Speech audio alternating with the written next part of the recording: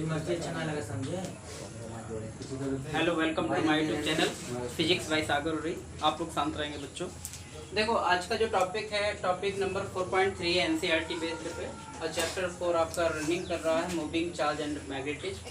और इसमें जो हेडिंग है आज की, वो motion of a charge particle in uniform magnetic field, या उसी को हिंदी में आप कह सकते हैं चुंबकीय क्षेत्र में आवेशित कण की गति, या इसको भी अदर वर्ड में मतलब अथवा लगा दिया, ऐसे ही पूछ सकता है कि जब आवेशित कण चुंबकीय क्षेत्र के लंबवत गति करे तो कई चीज आपको फाइंड करनी है। उस कण की त्रिज्या क्या होगी जो पथ बनाएगा, उस कण का संवेग क्या होगा, उसका वेग क्या होगा, और उसकी आवृत्ति क्या होगी। ऐसे भी बोर्ड में क्वेश्चन आपसे पूछा जा सकता है। मतलब अभी तक हम पढ़ चुके हैं, क्या क्या पढ़ चुके हैं हम लोग, पढ़ चुके हैं कि चुंबकीय क्षेत्र होता क्या है, मतलब मैग्नेटिक फील्ड क्या है, उस मैग्नेटिक फील्ड में चार्ज पार्टिकल पर कितना मैग्नेटिक फोर्स लगता है जब वो मोशन में होता है, ये भी हम पढ़ चुके हैं। अगर कोई कंडक्टर मतलब चालक को चुंबकीय क्षेत्र में रख देते हैं, मैग्नेटिक फील्ड में रख देते हैं, तो उस पर कितना फोर्स लगता है, ये हम स्टडी कर चुके हैं। अब इस स्टडी को हम लोग और आगे बढ़ा रहे हैं। तो हम देखना चाह रहे हैं कि जब वो मोशन करेगा तो उसका पाथ कैसा होगा। पाथ मतलब उसका मार्ग, उसका मार्ग कैसा होगा, सीधा होगा, वृत्ताकार होगा, या कुंडली के आकार का होगा, कैसा होगा, इसको हम स्टडी करने वाले हैं। तो जब भी आपके डेरिवेशन होते हैं तो उसका हमें कॉन्सेप्ट देखना होता है। देखिए, तो आवेशित कण है, जिसमें क्या मानोगे आप लोग कि माना कोई आवेशित कण है, मतलब चार्ज पार्टिकल, उस पर कितना आवेश मानने वाले हैं आप लोग, प्लस क्यू। ये चार्ज पार्टिकल पर चार्ज है, आवेशित कण पर, और अगर वो गति कर रहा है मतलब मोशन में है तो वेग भी मानना पड़ेगा। तो उसका मान लिया वेग क्या है, v है। और कहाँ गति कर रहा है, मैग्नेटिक फील्ड में। तो निश्चित है कि हमें किसका जिक्र करना है, v का जिक्र करना है। ठीक है, तो चार्ज पार्टिकल है, उसकी मोशन v है, और चुंबकीय क्षेत्र v में गति कर रहा है। अब गति करने के कितने तरीके हो सकते हैं, तो गति 3 प्रकार से कर सकता है। हम आपको दिखाए हैं एंगल के बेस पर, क्योंकि जब भी चुंबकीय क्षेत्र में आवेशित कण गति करेगा, स्वाभाविक है उस पर क्या लगेगा, एक बल लगेगा। क्या, q v v sine theta. और ये बल लगेगा कि नहीं लगेगा, ये किस पर डिपेंड है, कोण पर डिपेंड है। तो इसको आप थोड़ा सा समझ लीजिए कि इतनी क्यू वी बी, मतलब यहाँ तक तो हमने शो कर दिया, रह गया किसकी जानकारी, कोण थीटा की, कोण की जानकारी रह गई। तो एक कोण को हम 3 प्रकार से डिफाइन करते हैं। क्या, कि जब थीटा का मान कितना हो, 0, जब थीटा का मान 90, मतलब ये parallel to magnetic field, perpendicular to magnetic field, और जब एंगल का मान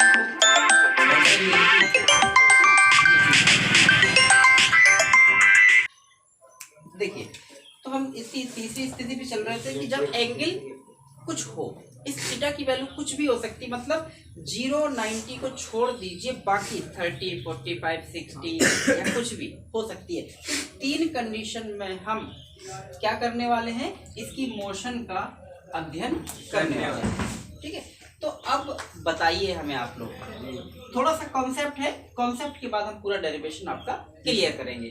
तो हम मान रहे हैं कि जब थीटा कितना है, 0, मतलब जब थीटा 90, थीटा 0 का मतलब क्या है कि जो आवेशित कण है, मतलब चार्ज पार्टिकल है, वो चुंबकीय क्षेत्र की दिशा में जा रहा है, या चुंबकीय क्षेत्र के समांतर जा रहा है। तो जो चार्ज पार्टिकल हो मैग्नेटिक फील्ड की डायरेक्शन में है, या मैग्नेटिक फील्ड के पैरेलल है, तभी थीटा कितना है, 0। अगर ये थीटा 0 है तो क्या मैग्नेटिक चार्ज पार्टिकल पर फोर्स लगेगा, नहीं लगेगा, क्योंकि साइन 0 सब 0 हो जाता है, तो ये फोर्स नहीं लगेगा। ध्यान रखिएगा, अगर जैसे आप सीधे जा रहे हैं, ठीक है, जैसे मान लीजिए कोई फुटबॉल चली आ रही है, तो उसका आपको रास्ता अगर बदलना है, जैसे गेंद चली आ रही है, अगर आपको उसको रास्ता बदलना है तो क्या करेंगे आप पैर से उसकी डायरेक्शन को मोड़ देंगे, पैर से या हाथ से उसकी डायरेक्शन थोड़ा सा मोड़ देंगे, मुड़ जाएगी। तो पैर से उसको मोड़ने का मतलब क्या है, आपने उस पर फोर्स लगाया, आपने उस पर बल लगाया, बल लगाने से उसकी दिशा बदल गई। लेकिन अगर उसको कोई प्रभावित ना करे तो सीधी चली आ रही तो सीधी ही जाएगी। तो कहने का मतलब, अगर चार्ज पार्टिकल ऐसे जा रहा है और उस पर फोर्स नहीं लग रहा है, ये मैग्नेटिक फील्ड में जा रहा है, ये मैग्नेटिक फील्ड का सिंबल है, ये मैग्नेटिक फील्ड में मान लीजिए जा रहा है और उस पर फोर्स नहीं लग रहा है, तो क्या उसका पाथ बदलेगा? क्या उसकी दिशा बदलेगी? नहीं। मैंने कहा फुटबॉल चली आ रही है, फुटबॉल पे अगर आप दिशा नहीं बदलेंगे, फोर्स नहीं लगाएंगे, जब तक उसकी दिशा नहीं बदलेगी, तो इसकी दिशा नहीं बदलेगी। तो अगर ये सीधा जा रहा तो सीधा ही चलता जाएगा। तो ये कौन सा रास्ता कहलाएगा? सरल स्ट्रेट लाइन। कैसे चलेगा वो? Straight line. तो पहला आंसर में यही मिल गया कि जब भी कोई चार्ज पार्टिकल मैग्नेटिक फील्ड में चलेगा और वो कैसा चले? मैग्नेटिक फील्ड के पैरेलल, उसके समांतर चले, तो उस पर फोर्स नहीं लगेगा, तो उसका मार्ग नहीं बदलेगा। ठीक है, जैसा चल रहा है वो वैसा ही चलता जाएगा, उसका वेग भी एक समान रहेगा, मार्ग भी नहीं बदलेगा। तो पेपर में पूछा जाता है कि कोई चार्ज पार्टिकल मैग्नेटिक फील्ड के पैरेलल गति कर रहा है, बताइए इसका पाथ कैसा होगा, इसका मार्ग कैसा होगा? आपका आंसर सीधी रेखा में, सरल रेखा में, स्ट्रेट लाइन में। क्या वेग बदलेगा? आंसर है नहीं। तो हमने एक चीज को स्टडी कर लिया है, दूसरी चीज को स्टडी करिए, क्योंकि कॉन्सेप्ट इसका डेरिवेशन है। अगर वो कैसे चले? लंबवत चले, मतलब आने वाला आवेशित कण चुंबकीय क्षेत्र के कैसे गति कर रहा है? लंबवत। मतलब मैग्नेटिक फील्ड में इंटर जैसी चार्ज पार्टिकल किया तो उसके परपेंडिकुलर इंटर किया, तो फोर्स कितना लगेगा? आप पढ़ चुके हैं। इस कंडीशन में फोर्स मैक्सिमम लगेगा। क्यों? क्योंकि थीटा 90 और साइन 90 का मान एक होता है, तो मैक्सिमम फोर्स लगेगा। और अगर ये मैक्सिमम फोर्स लगेगा, देखिए कैसे, ये एस मान लीजिए मैग्नेटिक फील्ड था, मैग्नेटिक फील्ड अंदर की ओर है, क्रॉस लाइन किसको प्रदर्शित करती है? कि चुंबकीय क्षेत्र अंदर की ओर है। जैसे ये चार्ज पार्टिकल आया तो इस पर फोर्स कहाँ की ओर लगेगा? ऊपर। समझ रहे हो? क्यों? क्योंकि एंगल कितना बन रहा है। तो जैसे ये ऊपर की ओर खींचना शुरू किया तो इसका पाथ ऐसा, क्योंकि हर पॉइंट पर इस पर फोर्स लगेगा, हर पॉइंट पर।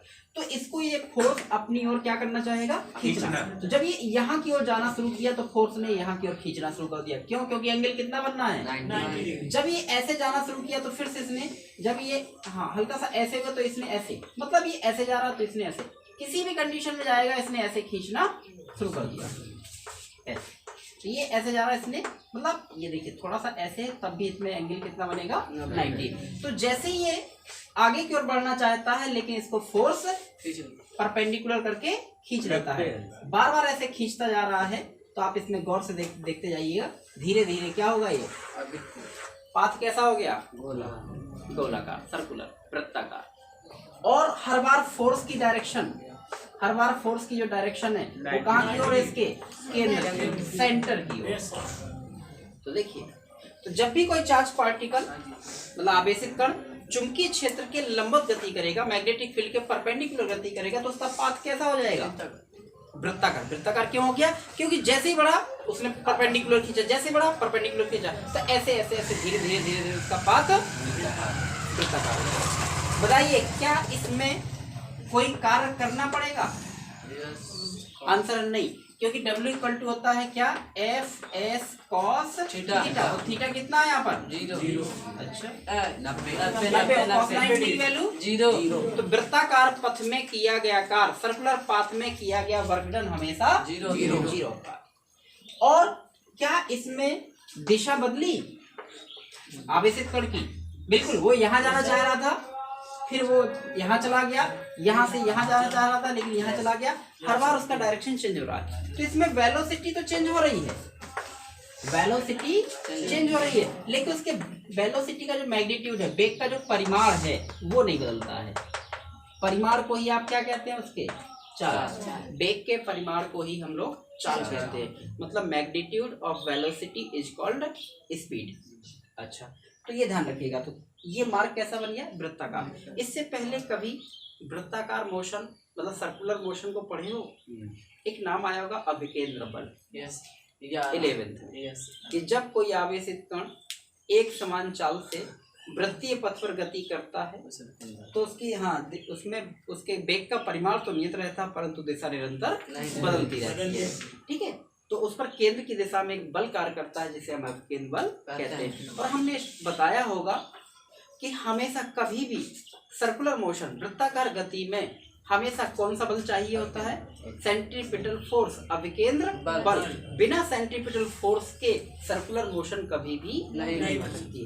तो बताएगा कोई हमें कि यहाँ पर हमें सेंट्रीपिटल फोर्स मतलब अभिकेंद्र बल कहाँ से मिलेगा?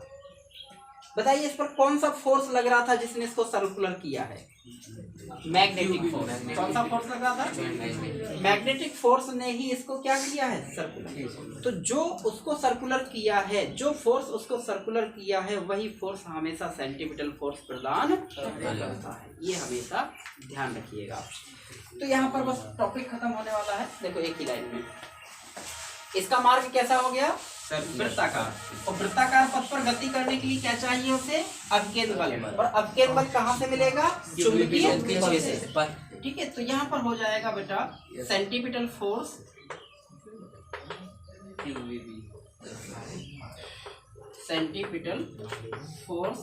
Is equal to magnetic force लिखवा देंगे।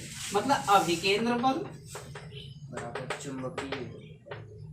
बराबर चुंबकीय बल। बताओ अभिकेंद्र बल की जरूरत क्यों पड़ी? क्योंकि मार्ग कैसा था? वृत्ताकार। किसने किया? चुंबकीय बल। तो ये दोनों बल एक दूसरे के बराबर हो जाएंगे। अभिकेंद्र बल का सूत्र याद है किसी को? mv² upon r। ये होता है 11th पता। और r कौन है? इस वृत्तीय पथ की त्रिज्या। mv²। m क्या है? जो इलेक्ट्रॉन या चार्ज पार्टिकल चल रहा है उसका मास। हाँ, और v उसकी स्पीड इक्वल टू चुंबकीय और मैग्नेटिक फोर्स। अभी आपने पढ़ा था। अब साइन नहीं आएगा क्योंकि थीटा कितना है? 90। और साइन 90 का मान 1 हो गया। कुछ इसमें कट रहा है?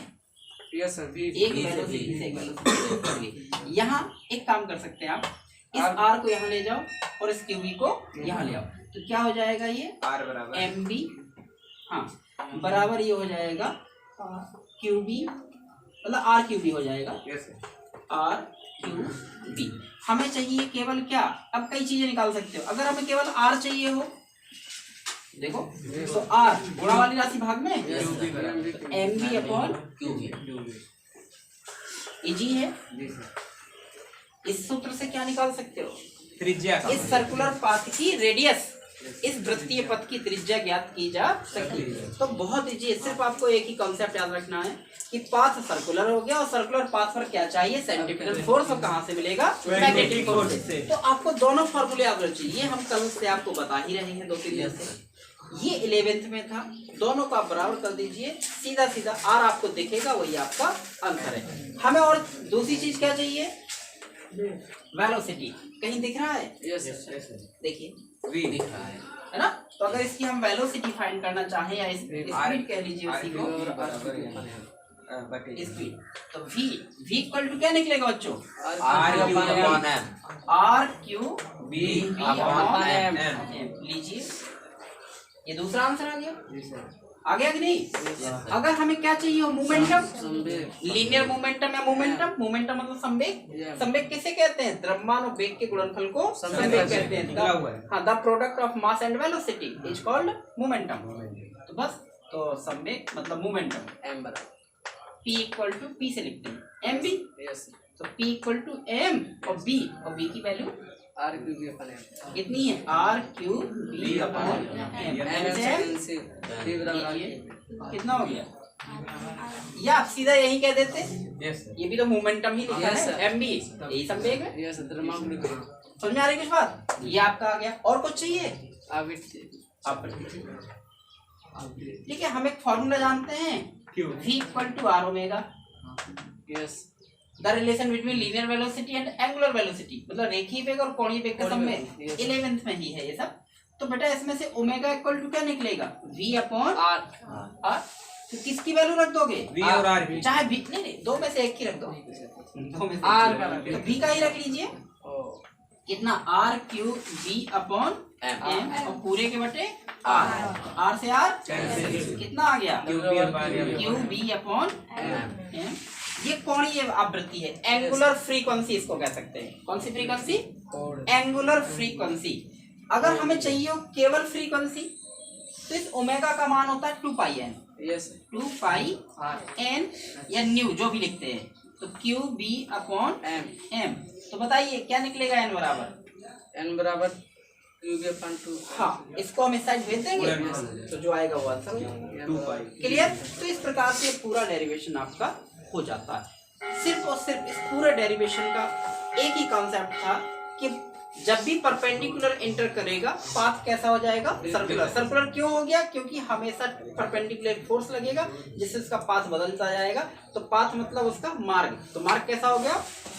हाँ, वृत्ताकार। ठीक है।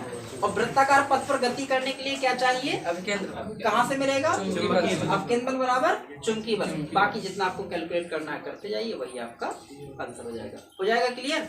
तो आपने इसमें क्या सीखा? तीसरा एक और था कि अगर वो किसी कोण पर गति करे, किसी एंगल, मतलब न 0 पर नहीं 90 पे ना 90, किसी एंगल पर, तो उसमें हो जाता उसका कुंडलिनी है हेलिक्स, हेलिकल। हेलिकल कैसा होता अभी हम आपको दिखाएंगे।